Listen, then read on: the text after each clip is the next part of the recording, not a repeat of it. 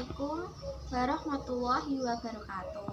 Perkenalkan, nama saya Laili Sobriani Puspitasari, NIM 2018-33037, kelas 6B. Di sini saya akan simulasi tema 5 tentang ekosistem, subtema 2, materi mengenai rantai makanan untuk kelas 5. Assalamualaikum warahmatullahi wabarakatuh. Bagaimana kabar kalian hari ini anak-anak? Semoga kabar kalian baik ya. Di sini Ibu akan menjelaskan mengenai rantai makanan. Nah, sebelum pembelajaran kita mulai, yuk berdiri dulu yuk. Kita nyanyi lagu nasional yaitu dari Sabang sampai Merauke. 1, 2, 3. Dari Sabang sampai Merauke berjajar pulau-pulau, sambung menyambung menjadi satu. Itulah Indonesia, Indonesia tanah airku. Aku berjanji padamu menjunjung tanah airku, tanah airku Indonesia. Nah, sebelum itu kita berdoa ya. Berdoa mulai. Berdoa selesai. Ada yang masih ingat apa tidak? Minggu kemarin Ibu menjelaskan materi mengenai apa? Ayo, siapa yang masih ingat?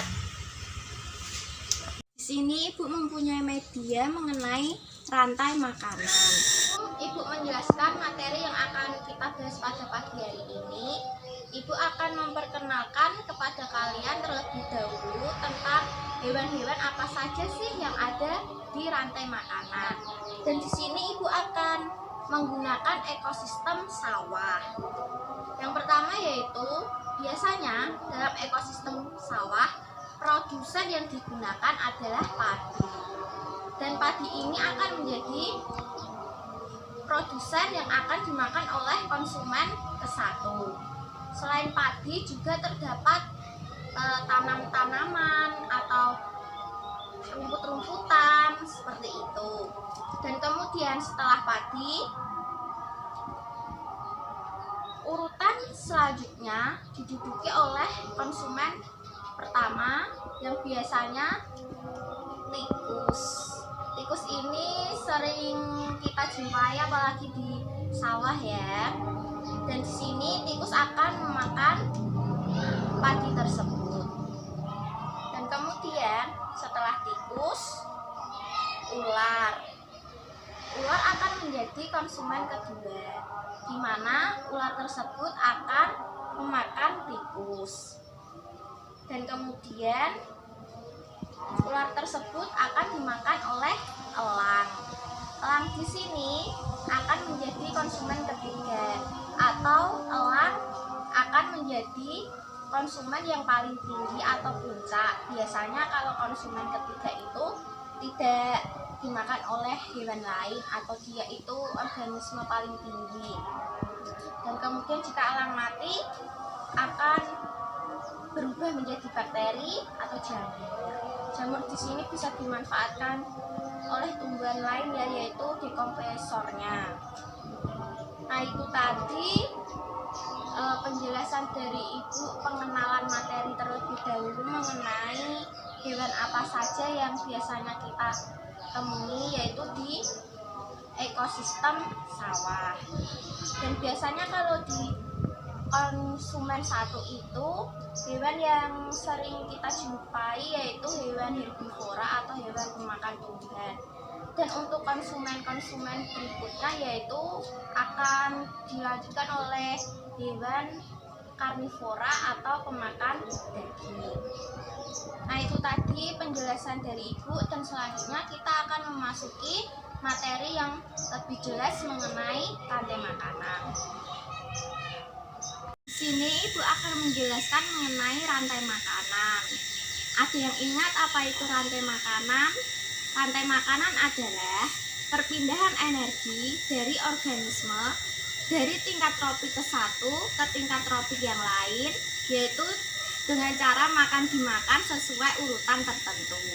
Ekosistem tropik terendah adalah diduduki oleh produsen yang tidak memakan organisme lain, tetapi dia dapat berfungsi sendiri sebagai makanan.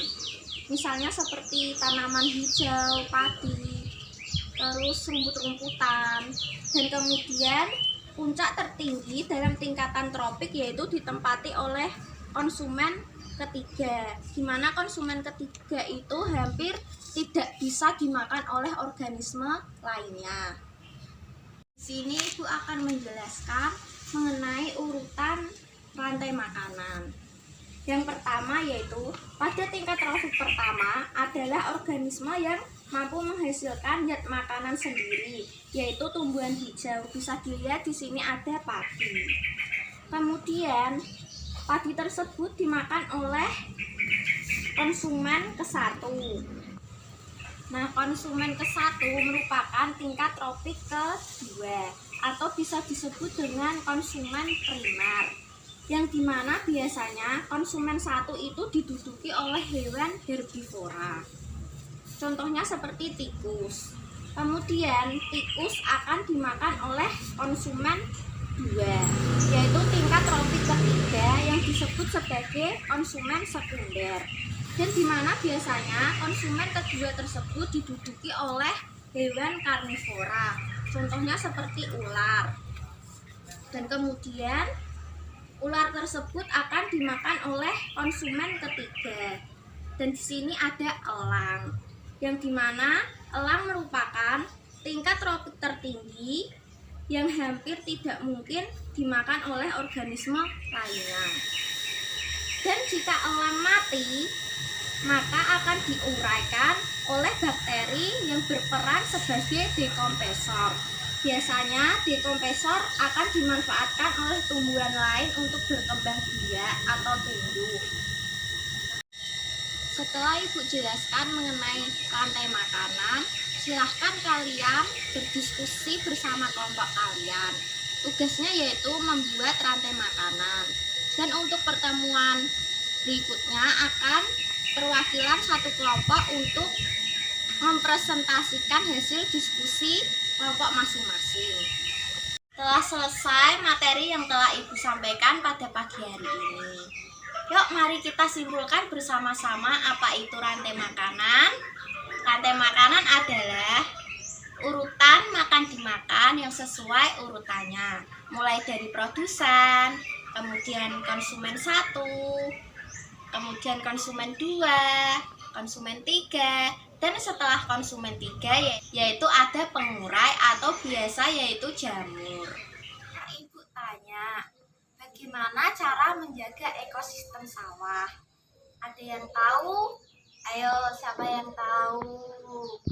Nah, jadi gini ya anak-anak, cara menjaga ekosistem sawah yaitu dengan cara kita tidak boleh membunuh ular sawah, hingga populasi tikus semakin meningkat dan padi berkurang.